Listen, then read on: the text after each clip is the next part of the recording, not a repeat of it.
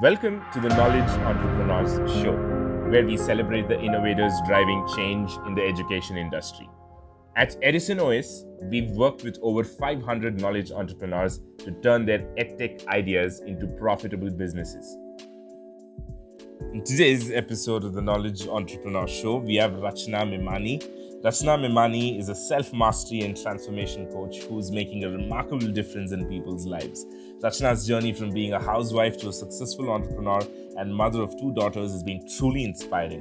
Her passion lies in empowering ordinary individuals to achieve extraordinary lives by helping them master themselves and become peak performers in pursuit of their dreams. Hi, Rachna. Good morning. Welcome to the Knowledge Entrepreneur Show.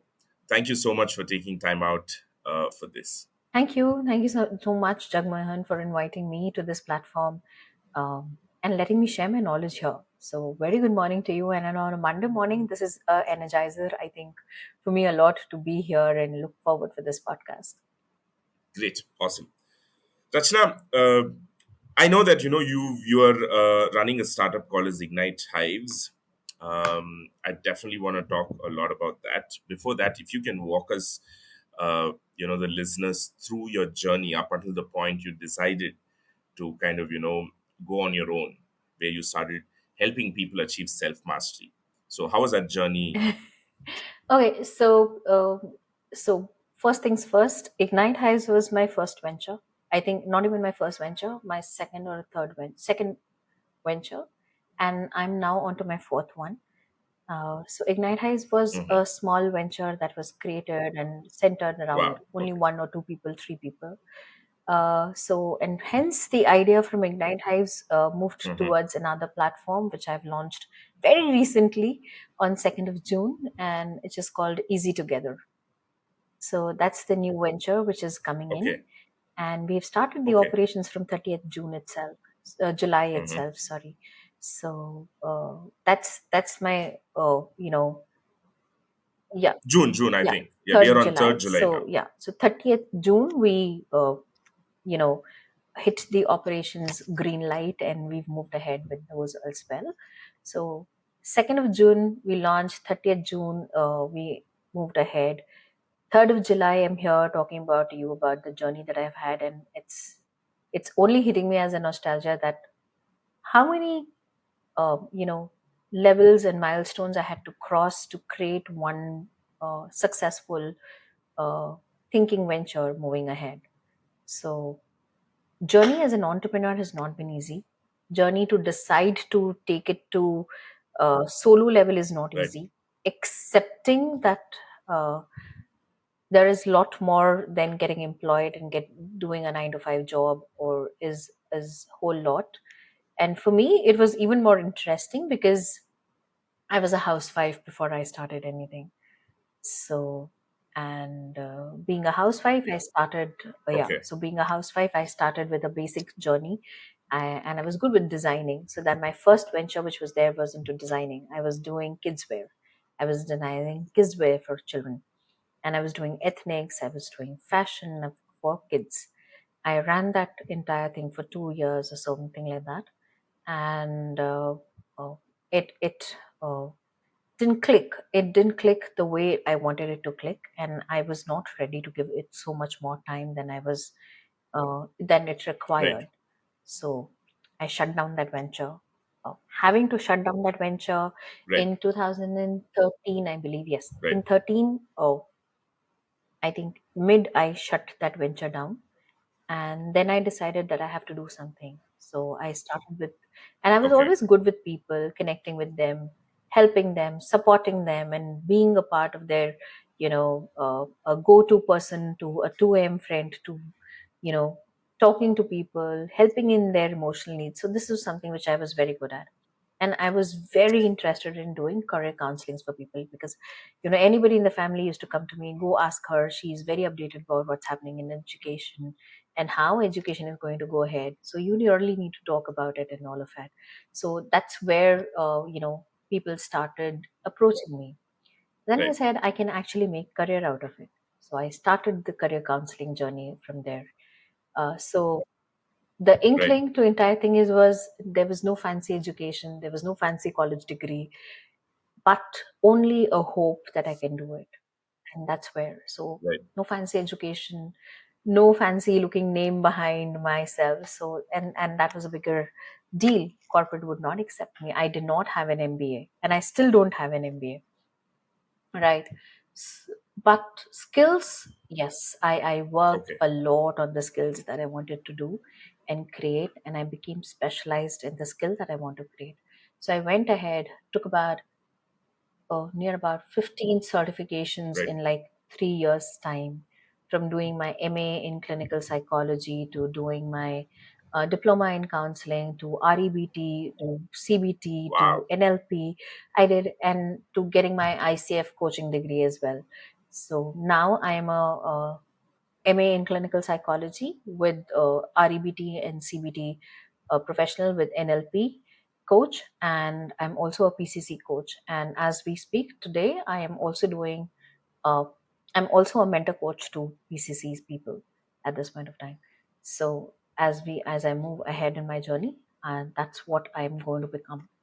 But having said that, does education solves all the problem, and does it makes you that nuclear power that tomorrow you will go out into the world with all that power that you have, and you will burst like a nuclear bomb, and everybody will be ready to come and take you? And that was the biggest mistake that I thought I made, and it was not clicking. It was not clicking at all, because as long as I was, When you refer to education, you mean yeah, the yeah, the certifications, certifications. all these certifications. So uh, I mean to talk about education in Right. terms of Right. certifications. When you think education is the key to becoming your successful person, or the success in your entire journey, I think that's just one part of the key, Right. right? and Right. and if you pick up any key, it has many grooves. It's just that one groove that Right. has to fit in, and yet that's the important groove that matches the keyhole with the key. Right. So I think the education is that one groove, but to make it Right. successfully click and open the lock, there are a lot many skills, there are a lot many mindsets that you have to actually move through that entire journey, and be strong and passionate enough to take that journey at no matter what cost it comes with. So that's been my journey. I have paid the price of all the cost that has come into place, in kind, in cash, failures, success, crying, achievements, all of that. So yeah, that's been the journey that I have made all through. Yeah. Right. Got it. Got it, Rachna. Rachna, I'm just going to go back a little bit, to your designing um, gig that you did for 2 years, and then you said it didn't click. I'm asking you this question for those listeners who might be at a phase where they think they are also housewives, and maybe they want to do something on their own, and maybe they pick up designing as their thing, right? You said it didn't click. What are the reasons that it didn't click? What could you have done better so that it could have clicked? I never got the concept of marketing stiff. Okay. I never reached out to people to say that I'm working and I want work. And Right. that's a entrepreneurial mindset shift. I never started to speak Right. that that I'm working. All right. And that's also a mindset shift, because Right. Right. I belong to a era where women were not encouraged so much to work, or even move out of the house, and specifically coming from a, a, background which is more family oriented, and it was a huge mindset shift. It was not about the skill, it was not about the knowledge, it was not about the money also at that point of time. It was about how much I'm ready to contribute into the ecosystem, or be the part of that ecosystem, having to take it as a full-time career. And that was the biggest challenge at that point of time for me. So while I was designing, I was creating, I never had that Right. mindset to take it out to people, to tell it to people. And social media was not so strong at that point of time when I'm talking. Yes, it had started to become available to all of the people. So the Right. marketing space was very limited. And I had a very limited Right. knowledge of marketing, right? So being online, being present, yes, the companies had started to become and be there. In 2011, there was not so much of an opportunity there at that point of time. And to accept a woman doing so many things and creating a brand for herself was not there. And to my dismay, kids clothing, people would not spend so much on kids clothing at that point of time, because it had its own market area and it has its own niche and it has its own price sensitivity. And when you're in a place like Calcutta, which is highly price sensitive, it Right. never used to work out. So I tried a lot many different things. I set up a studio, created a designer outfit for children. That was a very limited job, you know. People would only come in and it was only cream de la cream people of society would come in and take care of that need for the ethnic wear for children and all of that, and that was very seasonal.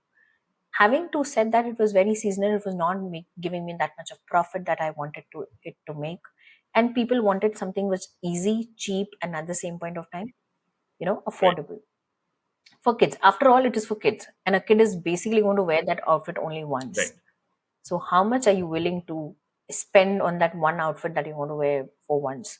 As elders, we might just go out and, wear single use outfits and not wear it again, but we are willing to take that risk for ourselves and thinking that we will always buy it for wear it for the second time. But with kids, as parents, we become very choosy about that how much I'm going to spend and how it is going to be. Today you ask mothers, they would spend anything for their child and to create an outfit or whatever it is supposed to be. They really want to give the best to them.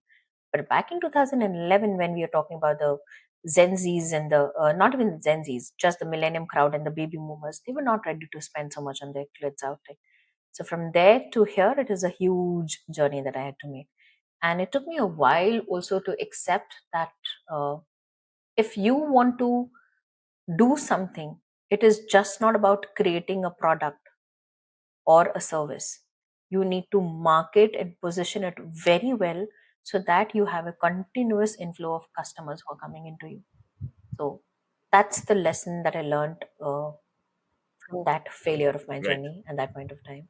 I also had to shut it down for two other, family reasons, because my kids were small and my husband was not keeping so well at that point of time. So I had to actually be contributing a little more my time at home, and we'd moved away from so I used to stay in a joint family. So we moved away from that bigger joint family to making my father-in-law's family a little nuclear for him though. So yes, but today ours family is also considered as a joint family, but I don't consider that as a joint family because we had a bigger set of a joint family, which was also a part of it. So from there to here to moving ahead, but only Right. one thing that I was sure of, that I'm not the type of woman who would sit and enjoy these serial sagas and the Kyuki Sasbi Bahutis and all of that and spend my time on watching television. I was not that kind of thing. I was very inclined, very ambitious, and I really wanted to create an identity for myself. And the entire journey started once I started to have Right. two girls in my life who have changed a whole lot of entire perspective of getting women to a different level is because of them. I think it is 90 to 99% because of them that I went out and made a career for myself, because it's very easy to tell your children to prosper, to create a career for themselves, to give them those skills. But as a person, as a mother, whether you are a mother of a boy or whether you're a mother of a daughter, you have to change the perspective towards their life by changing Right. your own perspective, right?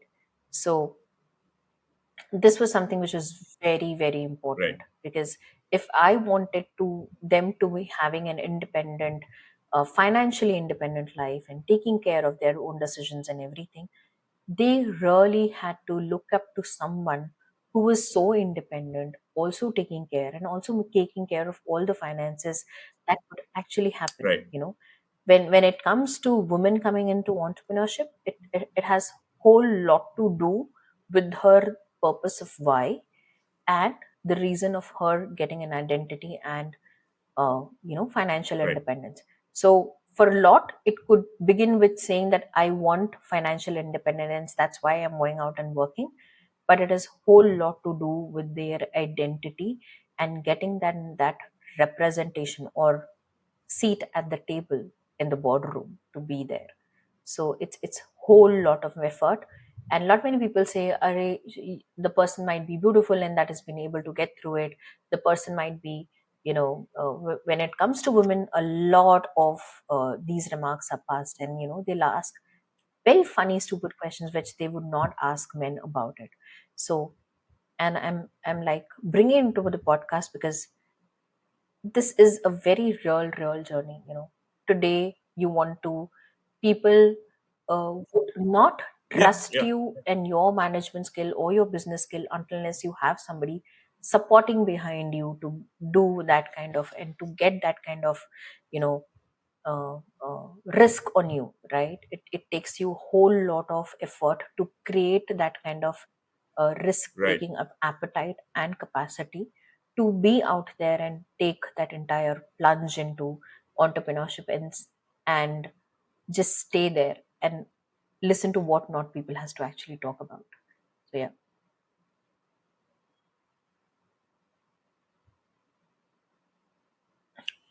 Uh, Rachna, I was going to ask you. You said having two girls was 90% to 99% the reason that you are what you are today. And I think even before I could ask you, you literally came ahead and said that if you did not be what you want them to be already, they are not going to be that. It's you need to literally lead by Exactly. example. So I'd just like to summarize it saying that if you want your kids to be something, you got to be that first. At least try to be that, and then your kids, you don't even have to say anything. They are automatically going to follow those footsteps, or even better than that.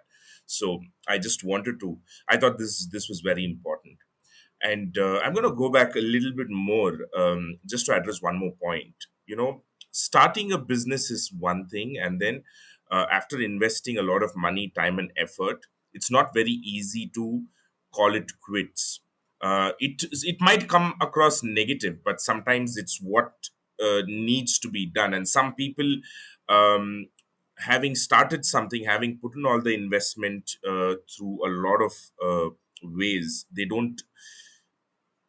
think they need to do a little bit more to save all that, right? And how was it for you? Was it easy shutting it down, or what was the thought process? Did you not feel, what, I've put in so much effort, let me stick it out a little bit more? Or did people from outside give you a perspective saying that, what, Rachna, your business is failing, just shut down? Or was it your decision? How was that entire shutting down So process, Rachna? Easy, it was difficult? entirely my decision, first of all.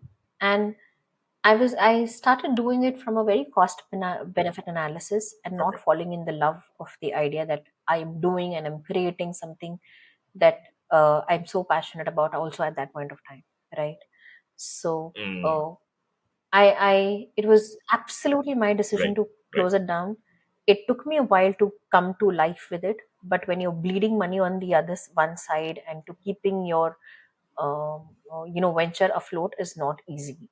So I think I gave myself one last try, Right. that if I'm able to double the money that is here with me, or at least I'm Hmm. able to come to 40% mark or a break even point in next 1.5 to 2 months, because that's Mm, the kitty that I had mm, allotted.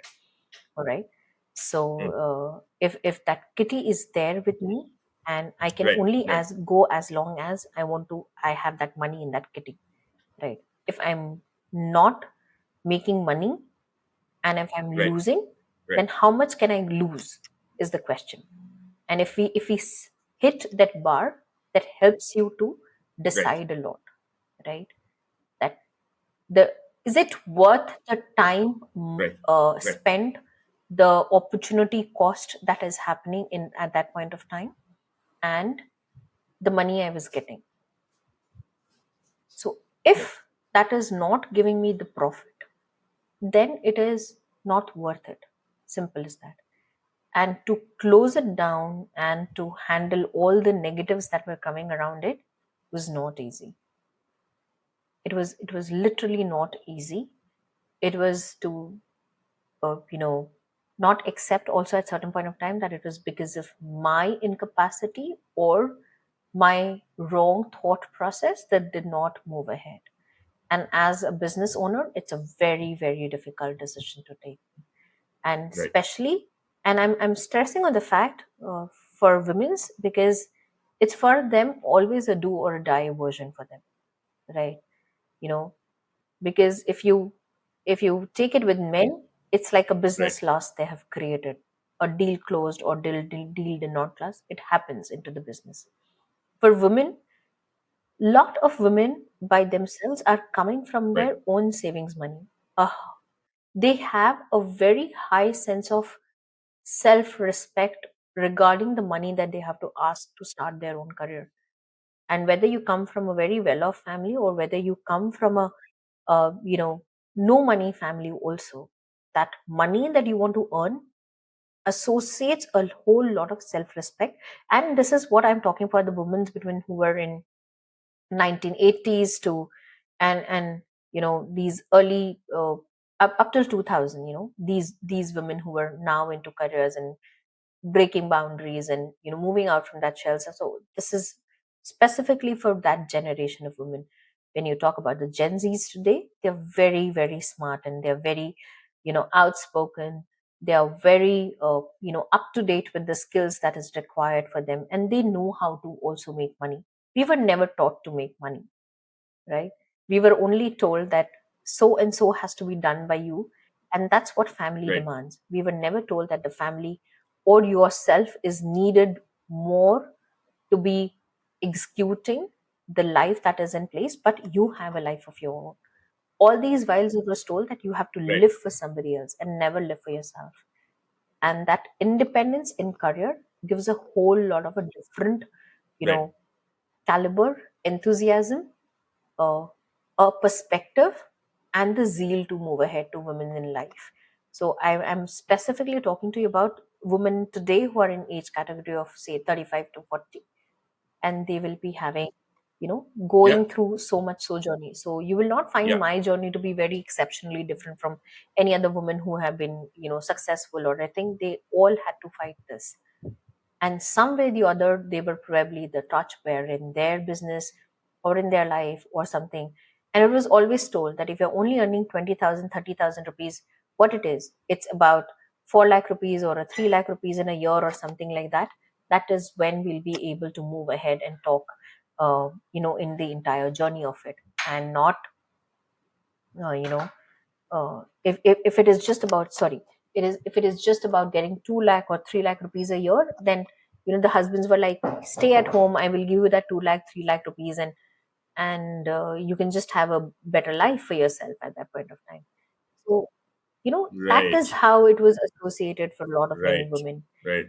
But it was not very self-respected. It was not very uh, you know uh, incoming as an idea. It never gave me an identity. It never made me, I might be empowered with the money that comes to me from my husband or from my family or from my husband or my brother or whoever it is supposed to be. But it's not the money that I've earned. It's not the money that has given me an identity. It has not come to me Right. because I Right. am worth it. It has not come to me because I have, rightfully been the owner of the, money that has come to me because of that. So that money and this money changes the entire perspective in life. And that's a very difficult for people to get at that generation. So whether it was even 10,000 rupees or a 2,500 rupees that a woman was bringing onto the table, it was coming with her whole sense of self respect and identity. And that's where I struggled a lot because, uh, thankfully, my family never had to struggle with money. It's not that my family had to struggle. We were blessed. We belong to a very, Right. blessed family background as well. But the money was somebody else's. It was not mine. Right. And and it was always attached with somebody's daughter, Right. somebody's Right. wife, or somebody's so. And the only inkling point that I had that point of time Right. was, Right. do I want my daughters also to feel the same?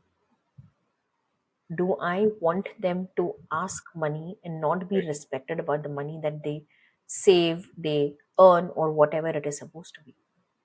Do I tell them that it's okay to ask money from your Right. husband, brother, or whoever it is, their man in the life is? Do they not learn how to manage their money? All these questions, you know, brought me into a space where uh, you had to change. And I think one the entire my grooming process was that my father was always, he never had those standards of girl and a boy being groomed. He always taught us that you have to take care of the money that you've been Right. entrusted with. You have to save it or whatever you had to. So he had a very forth vision to it. Even while I was a housewife, he always taught me that you have to save the money and create your passive income ways. So, even if you're not earning money proactively, but the Right. money that you have, you can actually utilize to save it. So there are a lot many women who would not want to go out and work in a full-time job, right? But as a woman, you can always create passive sources of income Right. by contributing minimum amount of time. Today, you can actually, and there are so many ways. If you learn how Right. to invest your money properly, you can definitely create a whole lot of, you know enjoying time when you actually need your money, or you just want to enjoy, you know after 40 or 50, you can actually utilize that money beautifully and enjoy the way you want to live your life without having to ask anybody for a single penny also. So I think that was something very beautiful he taught me, and that led me to be self capable to start funding all my businesses also, right? So that has helped me at lot many places. So he Right. made me utilize all the assets or whatever I had got in the space to create my passive incomes.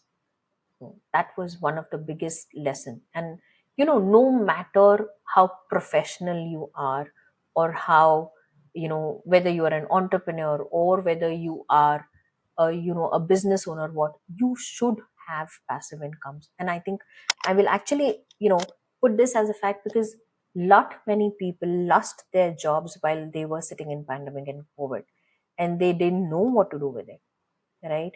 And Right. we've Yeah. always earned, say suppose you're earning 1,000 rupees a month, or say 10,000 rupees a month.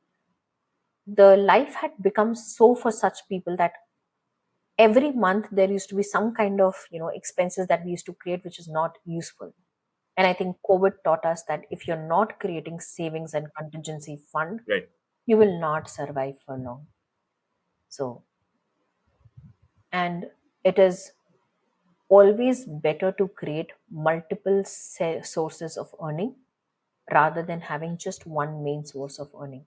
So it's like distributing your eggs and letting them mature at different point of time, so you have a continuous Yeah. source of flow of food, money, and the stability that you want.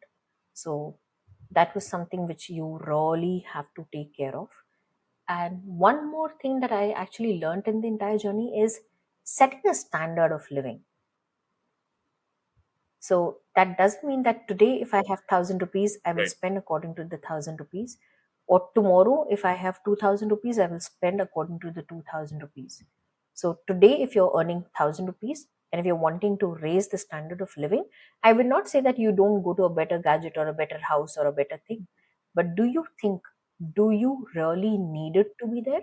Or you could do today, as of today, what extra can you do for that 1,000 rupees, right? So that when you want to take a break, do you think you'll be Right. able to utilize that money in a better position or not, is a question. So understanding the time value of Right. money and the power it will give you at that one particular point to the respective second point. So these were the very important lessons that I learned, that how much money I'm willing to spend, when, and what power is it going to give me? How much fuel is it going to give me to power my journey ahead. So that's the cost benefit analysis. Everyone, in fact, every entrepreneur must do, whether it is investing into a gadget, whether it is investing into a property, whether it is investing into a, you know, uh, anything, anything around you, when you think which is for a long time.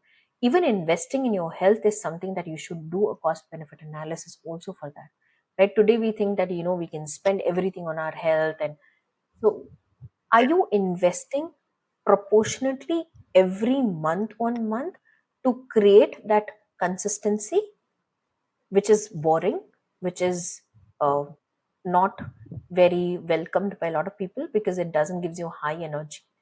But there is nothing more better, best, or the persistent way of creating growth, success, and in continuous inflow of money. Right. So that was also a huge learning that I had. So Right. consistency, persistence, and to summarize that for you is understanding the time value money and the purchasing power it gives me. So these were the four, top learnings that I had in my journey.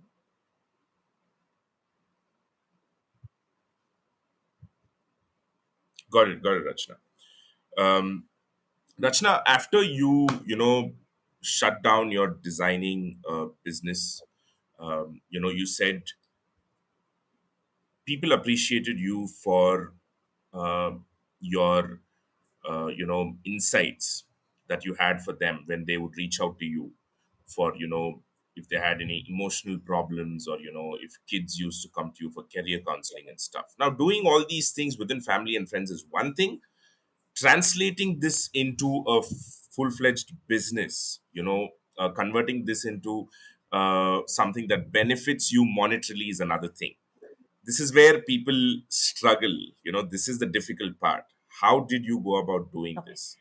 So I started as a career counselor, right? I I think that is a journey which I think, and it also gave me a lot of learnings as well. We always think that people in our Right. close circle are the first people who are going to give us the business, which is hugely wrong.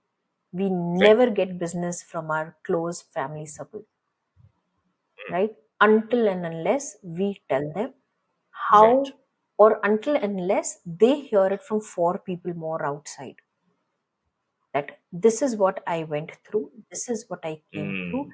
I saw you there, I saw your presence there, and do you think you can help me? So I never got my first set of work from my family or my friends, right? They used to come, they used to talk, they used to consult, Right. but when it came to making payments, they would never make that payment because they said that you were doing this for free for us for so many times. Mm. Now you want to charge money. So it was never the immediate friends and family that gave me business. It was always the associated along with them gave me a lot more business. Uh, the only thing that made me change my perspective was I made sure that I would never, and that was learning, that I would never work for payment with my close family and friends. Though I would tell them what I am doing, you know, have them for a reference, give them a free session if that was required.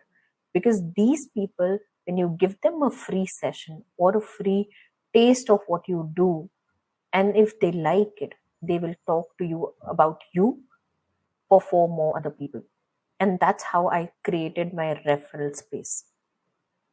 So, and it took me a while to understand that, Right. these family people are there, and do they have the power to promote me and to let people know that I am doing something like this. So this was something that was very, very Right. important. And it took me about 4 months to understand that when it comes to money, the family people might go out and pay somebody who's sitting in a flashy office with a global brand or a tag or whatever for a career counselor. But when it comes to me, they would not pay it to me Right. because they never Right. have that kind of an image about me. So it's very important that you Right. create your brand image very strongly. And And it's a journey that I think I started creating, that I am a brand journey. So today, people come ask me for a reference, I give them also a reference, and I move ahead. And I say, I could also do this for you. They said, we can't afford you. So giving that, image that I am also not affordable was not a very right one. So that was also a learning that I had. So you have to Right. become approachable, Right. available, and affordable. So all of that is there. So these are like 3 A's that you can say: approachable, available, and affordable for the people to fit into your category. And that is a pure marketing knowledge and analysis that I learned from the journey of creating different product, different service, and understanding what is my price that person is willing to exchange for the money that the person is going to get out from me.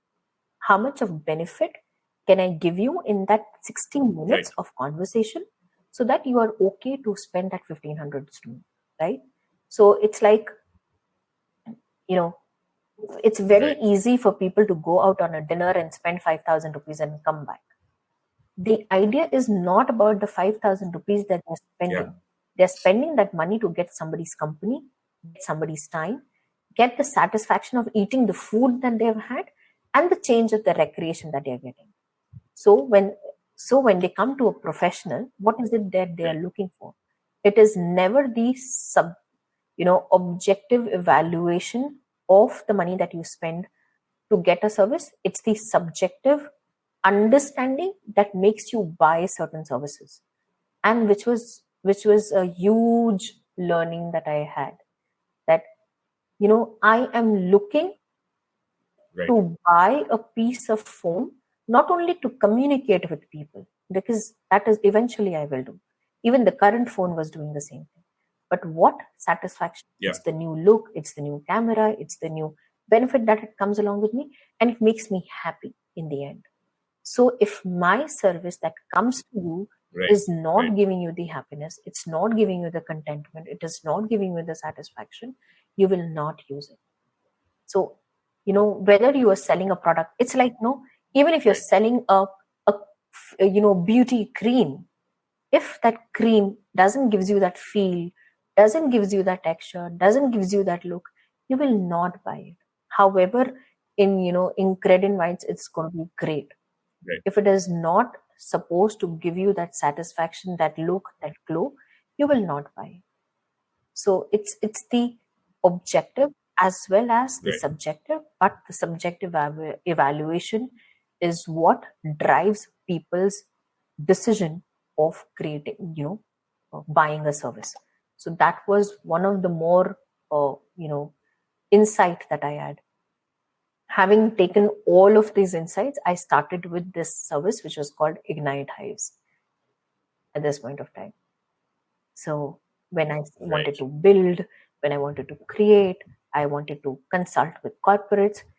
And while I was creating Ignite Hives, and I had got educated, I thought, let's just try getting into the corporate sector, right? Let me see if I'm eligible enough to get into the corporate sector.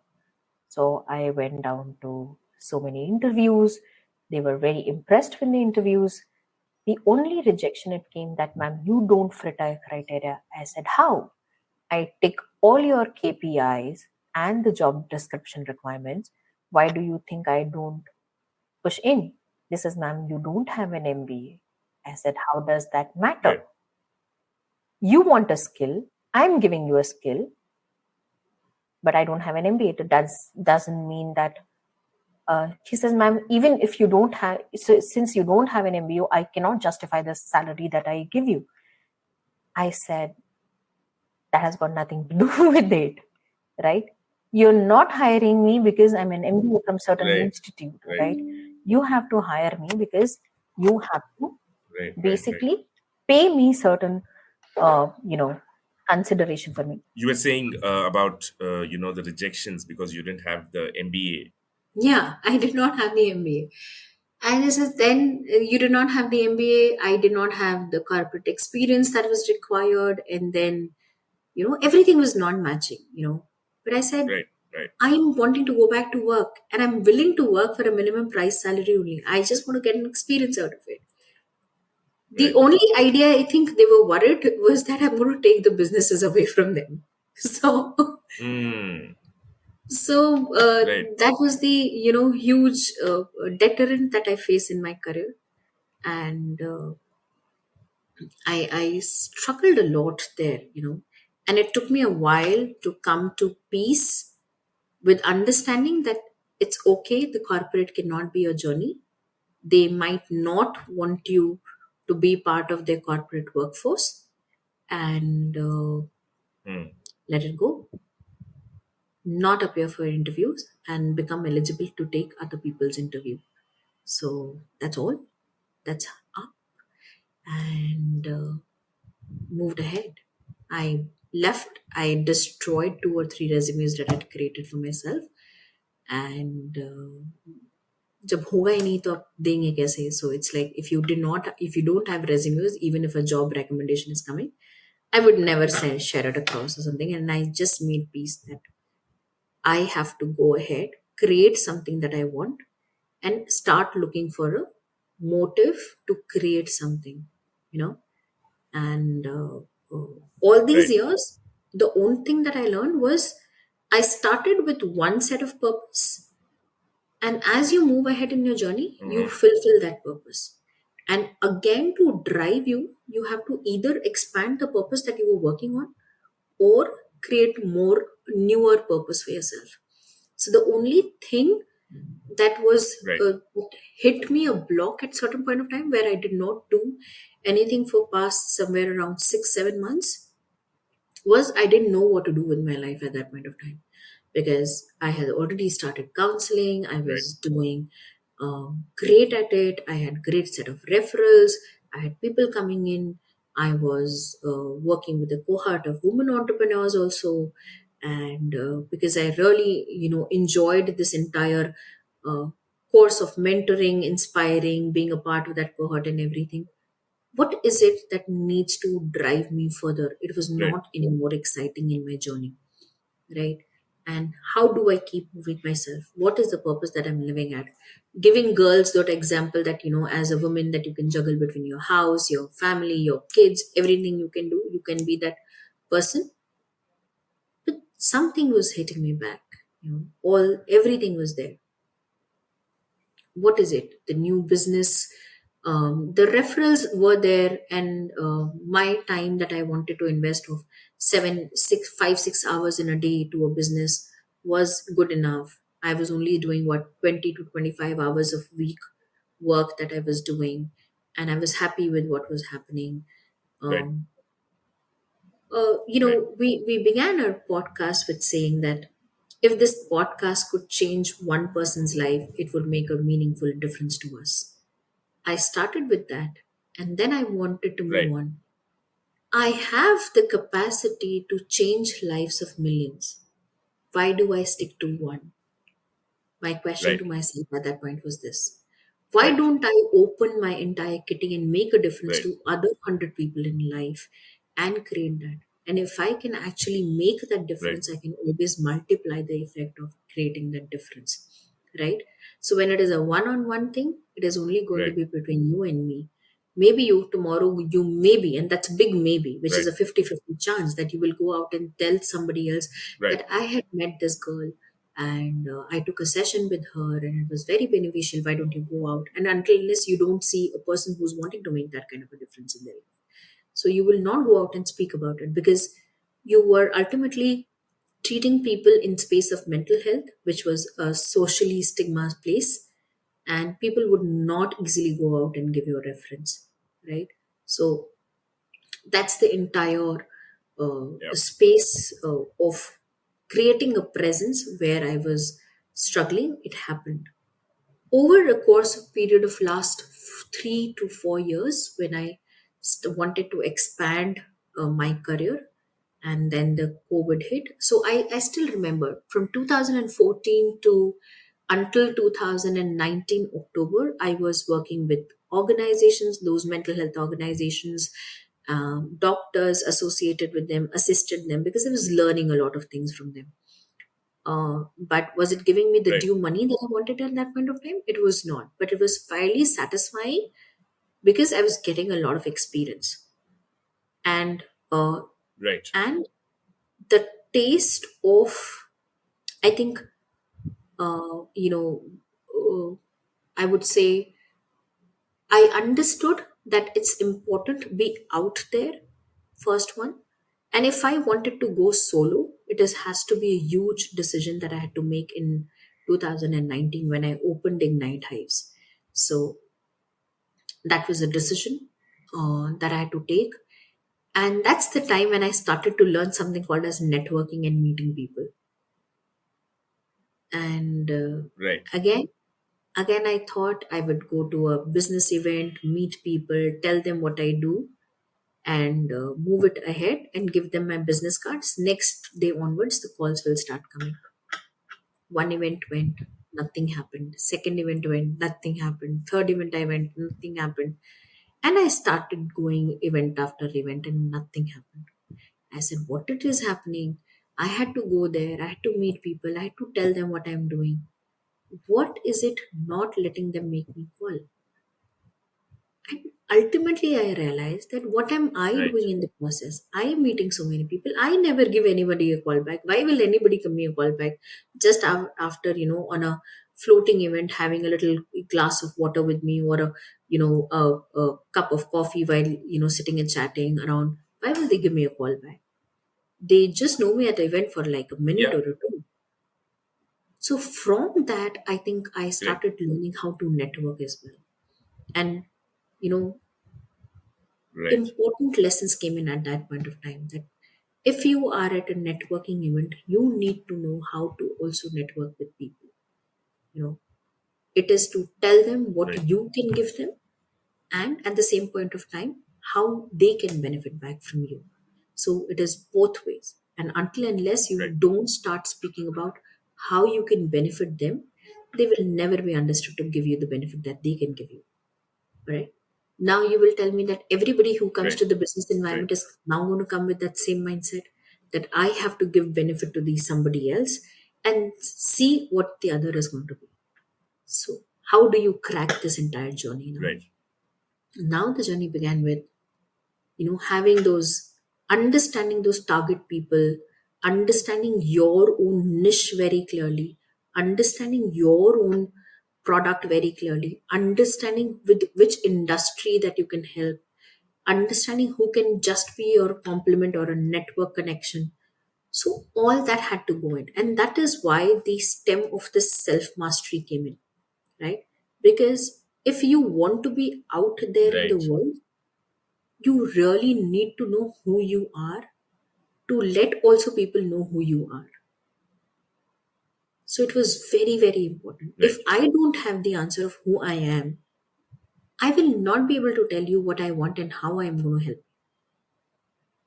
So if you don't have this very Right. important answer Right. to yourself, you will never be out there. And there is whole lot that you can control with your own sense of presence, uh, you know uh, uh, your knowledge, your being there with people. A whole lot is going to be different for the other people. So, and it all came through me as a journey that I wanted to make as an entrepreneur, as be there as a woman entrepreneur, be wanting to head certain committees today, has only come with the experience and the contribution that I'm wanting to make towards the field. And are these field anything Right. different from what I do? I don't know. I think I tried various networking platform, being in the various community parts, and also taking those leadership roles, doing whole lot and juggling whole lot from what it is. But it is only coming to realize that how much is it in me to be able to do justice to all those roles that I take in and to all those events that I'm creating. So whether you are a mother, you are a Right. husband, you are a business owner, you are an entrepreneur, it is always about who you are at the bottom of the line. And that's what, when I started doing self Right. mastery coaching for these people, you know when I started it with the entrepreneurs, when I started with women entrepreneurs, when I started with these company CXOs and CFOs, and it was very different. It was a whole lot of a different journey, and it was a whole lot of discovering what people think and what people want to do, and how they want to do what they want to do. You know, so today, if you start talking to the bottom of the company people line and why they are dedicated to that one particular company and are happy with their 9 to 5 job, to the people who are from the bottom of the rung, there is a Right. huge difference in the perspective. And that's where the entire ball game changes. So, so helping people to understand themselves much better and to create a life that they want. Is it possible? Yes. What do I need to do? I need to change, or I need to challenge myself enough so that I can move ahead. So you have to understand what is driving you, how you see yourself today, to what you want to Right. see yourself, and how do you want to make a difference. And if any of these points click very strongly to you, you will definitely make your that journey and create that shift in yourself.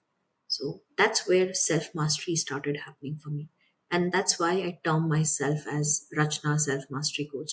I know it's a big name for people, but when they come in and they ask me what self mastery is, and the usual answer that I get, it is about the getting hold of my emotions and the being aware of my emotional intelligence and being empathizing with people.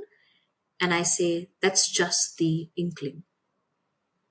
Self mastery is whole Right. lot more about who you are, what is your purpose, what is your passion, what is keeping you consistent, what is keeping you in the process of becoming who you are in the entire journey. Does my who suffices every time? No. Every 6 months it is going to change. It might change every year, it might change every 2 months, it might change every 3 months. But are you expanding into that journey, or you are continuously jumping from one concept to the another concept to the third concept to the fourth concept? So I help people, narrow themselves down, go deeper inside, and dig more Right. deeper inside to what they are wanting to achieve in their life, and align them with their whole growth roles, you know because ultimately it's the core that matters, and rest is all exhibiting out of it. Right. So that's where self mastery began. Great, great, Rachna. You said when you were going through your own struggles of, getting clients, you said you tried networking. Through this process is how you discovered self mastery for yourself, and that's when you realized that this is going to be something that can help others. Am I correct? So, self mastery is something that you did to yourself, and therefore you realized that, okay, that's why you got the understanding of what self mastery can do. Got it. Got it. Yeah. So, Rachna, once you discovered and arrived at the clarity of self mastery is what is is the thing that you're going to be doing.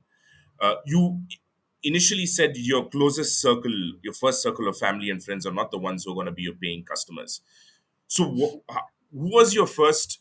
I don't want to. Sorry, my question is not who was your first. How did How did you? What did you do to find your first non-family, non-friend paying client? Oh, I started creating my online presence. I did a lot, Right. whole lot on my online presence. I reached out to whole lot of companies, wrote up entire profile. I started writing a book, thinking a book is definitely something that I would want to tell a story to people. But that book is not yet finished. I'm Right. sorry to say that, but that book is not yet finished. And I Okay. started going out. I went all out. I marketed myself. I started creating every other marketing and possibilities that I did. So I took up everybody else's famous coaches courses that were sold online. I would not want to name any one of them, but I took Right. all of them, right? I took all of them. So I've spent Right. Right. hugely on learning how to run a business, And I have created blunders, I have created mistakes, and I have failed, and I failed miserably. And I don't have no shame in saying Right. that I have failed miserably, because this fourth venture of mine is the product of all the failures that I Mm-hmm. have to create a success formula for me. Right. So it has Right. told me what not is going to work, what is where. It has helped me identify people who are saying, every day on Right. LinkedIn you will receive at least 5 or 6 messages on your chat box saying, I see you are a coach, I see you are making a difference with that same template, and I think by the end of this month I can create a difference for you of about, say, $10,000 or whatever dollars. So one day I was very intrigued. I reached out to one of them and I spoke. I said, if you are so confident about the result that you can give me, then can you work for me without asking for a payment and create a result and take the result money, whatever I earn from you? You know? So it's Right. completely by giving me a client. I will not charge the client. You charge the client whatever you think is deemed, and take the money the client pays to you Yeah. as your service fee, which was a very fair Right. deal that I told Right. him. I will work for you instead. I will deliver what I deliver.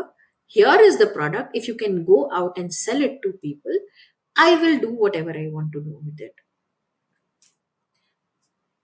Till that day, today, I haven't received a reply back from one single marketing agency. Right. So if you claim that I can get you a 3x result, and if you cannot do that 1 month job for free and show it to the people that I can make a difference to you, then what's the point of Right. creating a service and a product like that? So, in that entire, I think Right. before I decided my marketing team for Easytwogether, the current platform that is there, I have come across 20 to 25 marketing people and all these younger generation people who are going online and saying that this is what is the result that we can create. Yes, you've learned from the best of the coaches, but if you cannot own the skill and cannot give a demo of your skill to the customer today, you are not worth it and you're not going to be there. So that is something which all the marketers today Right. must understand, that if you are claiming to give benefit to any of the uh, customer that you want to own, or a client you want to own, or a coach you want to own, and if you cannot give them a strategic path for them, you will never go there. Every other coach today knows that you have to write a post on LinkedIn, you have to create a Instagram post. Believe me, creating an Instagram post, creating a LinkedIn post doesn't get you client. It will not get you clients. Right. Running an Instagram ad, running a Facebook ad, or creating a LinkedIn ads and everything, it will not get you clients. You really have to talk about the Mm. benefit, the result that you've been creating. Today, lot many people say we have a large amount of testimonials. Fine, if you have the testimonials, then you have the strategic path. Come back to it, understand. And there is no entrepreneur who doesn't understands their business better than anybody in the field. So as an entrepreneur, so like you said, you are on an LMS system where you talk about think fike or anything, but you know your business best, right? And what if you tell Right. that I will give you this service for 15 days free, and you try and see how it is, and this is how you can create money mechanism out of it. I might want to use it for 15 days free, right? But if there is Correct. nothing and you just want money out of me, and I don't see the result that you're going to, I will not continue after 1.5 months. And I have created that mistakes. I have been to different marketing Right. firms. I have told them what I wanted to, achieve them what I wanted to. So as an entrepreneur, it is very important for you to understand your product well, point A, understand your niche very well, and the marketing gimmicks around it. It is also very, very well, because creating a product, creating a innovation is going to be a great thing, which is a very great technological thing. If you don't know how to sell it, it's not going to be useful. So if you go down to the patent and the IP industry, there are about 120, 25, 30 thousands of patents which are lying there, but there is nobody enough to find a viable market for them. So if you're creating a product or a service who Right. doesn't have a viable market, it will only be an innovative idea without making sense to anybody, and it's going to cost you a whole lot of, you Right. know money, firstly, resource, secondly, thirdly, your own mental peace, that I created something which was so exuberant, but people are not taking it. But why will people take it? A mental Right. health service, if I scream and say tomorrow you have a depression and then only you need to come to me, people will say, I am not mad, I am not depressed, I am not anxiety prone, I will not come to you. How is it that I can approach my market? So we need to find that one core way to enter the market, and we need to find the allied ways to engage with people. So all these online platforms, whether it's LinkedIn, whether it is, Instagram, is for presence creation. Your sales never happen on LinkedIn, your sales never happen on Instagram, and specifically for a service oriented companies, where we are your enablers, where you are, helping people to do their services, you are helping people to create a difference. It is all those services. And I think services also have difference, where it is, institutional services, the consulting firm services, all these need to create their product very, very differently, rather than creating a selling a product in a physical form, right? So there is a huge difference between a product market and a service market. So you have to really understand those uh, nuances, the customers, the growth that the customer is wanting to have in that space. So also you have to be the customer of that same segment to understand the pain point. So if you cannot do that Right. as an entrepreneur, you will never succeed in your business. So for me to understand and design my products and services, it's taken me a whole lot of an experience, a whole lot of a trial and error method. Ran something for 5 days, didn't see. I thought this age group is going to take this, but this is what, nothing was going to happen. That was not going to happen. Creating a conference for students. So I have created multiple products. I've created multiple services. I've tried to run them, push them, create a lot of energies to it. And the only process that I knew, that we are running to people who are not even aware of what you're wanting to offer to them. So when I started doing self mastery in India, you would find very few people who were very few, I think almost negligible people doing self mastery coaching. You will find from Intelligence, you'll find for Gold, Marshall Gold Milk, you'll find every other brand that is coming. When you start to self mastery, I think there were none, almost close to none. Very, very few people who are into self mastery and wanting to do it, take ahead. So, firstly, so my challenge was to create the presence. So, I started utilizing my LinkedIn, my Instagram as creating presence, creating my brand awareness, creating my benefits. And then I spotted two, three networking platforms which were beneficial for me and were giving me something. I started Right. executing and connecting with these people. And then I told them how I can make a difference to them, to their organization, and create a difference to them. So Right. it was only about creating your Right. presence, creating your thing. So people follow people, they don't follow organizations. You don't follow Coca Cola as a brand. You will follow Right. Coca Cola as a brand only once Right. it has become a brand.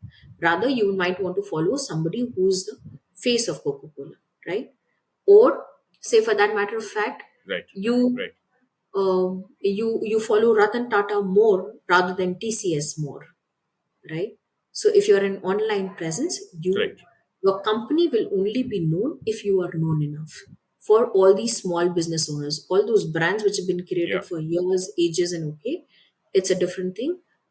Today, if you're thinking of creating your own brand, people follow people and then they follow the company that you're going to. And when you go to the story of growth and Right. scaling up of your business, then it's a different story.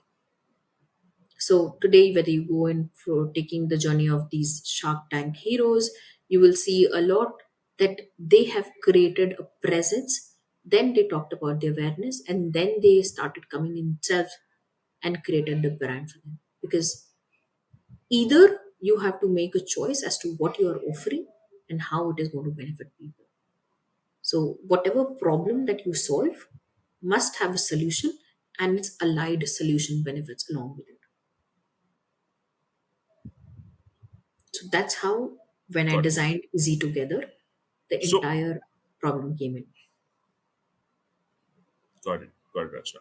So you're saying that, your social media, putting yourself out there was only for your presence, but then, practically getting a client happen through networking events, correct? That's how you got your first Yeah, client. Got it. And, you spoke about if a marketing guy reached out to you, was he willing to work with you till you got your results for, without getting paid?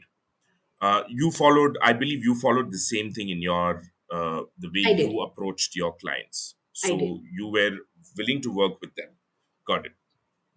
Got it. I did. Got it, Rachna. So if Rachna, I have, the idea is, I'll just add this, if I have faith in what I'm selling, all right, and if I have complete trust in my right, capability, so marketing might be it might have a very objective outcome, but its whole lot is, the entire process is very subjective, right, right? So if I have the capacity right, to right. claim the result that I can bring to you, then I'm sure that I've created that result, right? So if I'm sure that I've created Yeah, result, yeah, it should be very easy. So when you're coming and telling me that you work with 50 other coaches, yeah, then you should not have, you should be willing to take that risk to work 1 month free to get a new yeah, client, yeah. which is going to True. be even more high paying for you. And if you associate your success with me to your success, right? So today, 90% of the marketing companies, I'm Yeah, sorry to say that, but I'm very outspoken on this. Today, 90% of the companies, they claim that they know how to get you that 3x client and everything. But when it comes to the execution, it is mere posting on LinkedIn, creating out, reaching out. They can't close a deal for you. They can't even do a simple lead generation programs for you also, right? So because they come in, they don't analyze the product, they don't analyze the service that you give, and they don't go deep inside your marketing. So if you don't have a firm which is giving you that kind of presence in your first second 2 months, going outright and posting on LinkedIn or on any of the social media is not going to help you. It is only going to create your presence, and that regular 100 or 50 people will be seeing your post again and again. It's all about algorithms. So you need to know how to crack those algorithms and be beyond that. And that is only available in the human capacity, I think, to understand what is working and what is not working. Any AI, any tool cannot help you get those decisions for you. All these AI are to help you do your work fast, but not execute it in a right direction. It's like a system you design, then only you'll be able to. So correct, today you go to any firm, they will say, ma'am, we will try and run 2 or 3 ads and we will see what people are responding to. Right? So it's a trial and error method which will right, never go wrong. So if you're not willing to try and right, commit mistakes and not understand which is your right way of claiming the result, then what's the point? So if you claim that, I today claim that when you come to me right. for a self mastery coaching session, in these many sessions, this is what I'm going to give you. And if I'm not able to do this, Right. I can pay back the money that you're paying me. So if I can do that, Got I it. am sure I'm 100% confident about what I'm talking.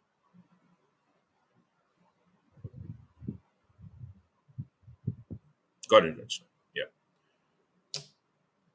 Rachna, there's just one other aspect I'd like to touch upon. We've spoken about, I think you've covered in depth your journey, and what are the important things that people can keep in mind when building out a business like yours.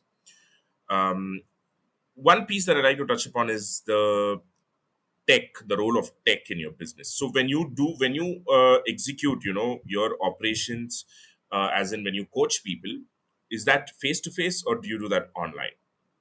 Okay, so I took my entire business online in 2019. Wow. I Okay. used to have a physical Got it. presence. Till date, I don't have a physical office. I work from wherever I want to. I travel extensively. I enjoy Right. every part of my life, but at the same Right. point of time, and this entire model of Easy Together is created. So we are a team of 17 people at this point of time, all working remotely, and all Okay. the next 15 people that I'm even Mm-hmm. onboarding is completely online, and it's an asset Mm-hmm. free model as yet. Okay. And I'm intending to keep it Mm-hmm. as asset free. Maybe year down the line I might develop a corporate office, but that also is a Mm-hmm. year down the line I will develop a corporate office.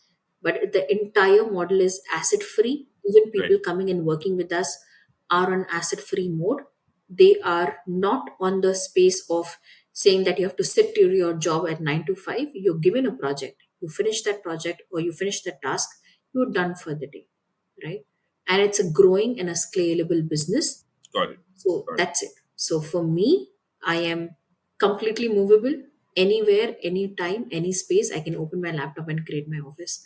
And technology has a huge role for two ways: to making it affordable for people, point one, to making it available for people at Right. the point of demand that they want it. Three, it is accessible. I Right. don't have that geographical growth, and that Right. also I realized when, and it only happened when the internet connectivities became very strong, right? So I have a huge role Right. of Right. technology. Right. Easy Together is in the way forward in coming 1.5 years. The platform that I'm talking about is going to give you a benefit in one session worth of 8 sessions. So if you're taking 8 1 hour session after the other, but we want to create the difference in that one particular session. So it is like 8 hours as compared to 1 hour that you spend with any coach or a client. So that's the level Got of it. technology that we're wanting to bring into the space of Easy Together. So today you will not have the time to spend 10,000 rupees for your mental health journey, or tomorrow you will not have. But do you think you can spend 1,500 rupees and get that worth of 10,000 rupees in that 1,500 rupees? Yes, everybody would do that, right? So it's just like that. So we are working towards getting technology to be part of mental health journey, where it not only enhances the system, but it also takes the system to a whole lot of a different level altogether. So any time that you spend on your mental health is worth the money, the price, the time that you spend on it, and it gives you the effectivity. So Easy Together has started with that kind of approach. Uh, Having said that, a mental health journey is best one on one. Putting into a group is not going to work out, right? So it never works out, because it's only support groups, it's Right. only those AOAs or whatever, it helps, but we don't create more groups than that. So it is meaningful, mindful, yet effective execution of the coaching sessions and refining of the skills of psychologists and the counselors at a very different level to give that effectivity in 1 hour session. So that's what we are aiming at. Got We've it. launched the very first license. Got it, Rachna. And what does your tech stack look like? It it has a website, I'm sure, and you use a service like Zoom. So What are the yeah, tools put together so completes your tech uh, stack? so the various tools that we use. It's a web app that has been created. It's a Web3 app which is there, and it has an incorporate phone line solutions. Okay, Yeah. So it has incorporate phone line solutions where you can call through the web itself and the person is on the other side will take your calls. So part one. Part two, it is its own, we have our own audio video platform so that we can maintain the security, the privacy, and the content of not being leaked. So you go to any third party solutions, there is a high risk of leaking of the data. So in our nature of business, the privacy, the right, sensitivity of the material is very high. We cannot let it, roll out. So I'm sorry to bring this example here. The episode of the HDFC manager rolling out, it was their internal affair, right? right, However, the person was behaving was an internal behavior of an organization which should have correct, been monitored by the organization. But the video went viral. So today we want to make sure that our videos are very sensitive. It cannot be rolled out. It cannot be there. Hence, we have led to develop our own systems, our own audio video platforms, which will be giving us a whole lot of control over the privacy and the security of the data that we have. So you're building this So web it's app a from whole lot of scratch things that yourself, is involved. Yeah. and it's a Web3 platform, which is blockchain related. Am I correct? Kind of, yes. Not only blockchain, there are a whole lot of understanding that happens because uh, it helps you create your anonymous identity. Right, So, right, you can, so I don't know if you, so it helps you to create your alias avatar and then you can use it the way you want to and be present, yet wow. Okay, so you don't have even have social to beyond show that your you're real recording. face. Yeah. Great, So you great, can just choose to not have the videos, just communicate with the voice that you have. right. And we are working on the systems to analyze these voices. We are working on the systems that even if I'm coming to your video call, uh, how is my body language responding? So it's a very different observation when you come to people on a one-to-one basis and observe what they are doing, right? But when it Right, comes to an online counseling sessions, it's a whole lot of a different ball game altogether. But correct. at the same point of time, my understanding during COVID has made me realize that people just want help and support, whether it is through voice, whether it is through an audio video call, it doesn't really matter. They are very comfortable when it comes to just talking on the phone and taking care of their problems, and they are open to it. Got it, Rachna. Great. Um, Rachna, I'd like to, talk to you about how you decided, to use Web3 and all that. Probably we can, after you've launched, after your experience with it, you've just launched it on June 30th, maybe 3 months down the line, 6 months Yeah, down the line, I'd like to get on another podcast recording with you to just, understand how that whole thing works. sure. And I think because trust me, so far I've never come across, I've not spoken to anybody who's actually, I've heard of Web3, and we've spoken about the possibilities in the area of education, how it can revolutionize this whole space. But I think you're probably the first one I'm talking to who's actually started to use it. So it is an exciting thing. I think you'll probably have more to say six Great. months down the line than now. Um, after you've experienced it yourself firsthand? Yeah, because since I told you that we are looking for our first round of fundings to come in, because we've developed a hypothesis, we've created an MVP. But to Right. develop it to a deeper and intricate level, we needs a lot of fund to come into place for this. Right. And which is yet challenging. So we are actively looking for VCs to help us in this space Got and get it going. So I am hopeful for within next 3 months you will see us everywhere. So yeah. Great. And Easytwogether, how is it spelled? What's the website? So easy is easy, EASY. Two is Okay. TWO. So it is TWO, easy okay. to get together. So when it talks the name itself, it says, let's stay together in just an easy manner. Today Easytogether.com, is it? relationships have become a huge. Yeah, it's a .com. It's Got a it. .com. Got it. So Nice. it's a mental health platform. Rather than a mental health platform, it's a platform which says, if you have a heavy heart, we have a listening ear. If you've had a bad day, we're here to listen to you. Or if you have a Right. confusion, that we are here for you and you can always come to us and talk to us. From Right. peer group support to senior psychologists to psychiatrists to coaches coming in and creating a platform Right. where you can come talk your worries out and take services at whatever level you want to. At Right. the same point of time, we are also trying to create a space of pro bono mental health space where Got it. people can come take in these pro bono mental health sessions, Right. which they can go ahead and move ahead with all of that. So we will definitely go ahead and take it to the next level altogether. The only idea is to maintain the quality and the effectivity, and Yeah. as we move forward, the refinement of the technology will help us to give that kind of understanding to us of how it is happening and what is happening and where it is going ahead with. So yeah. Got it, Rachna.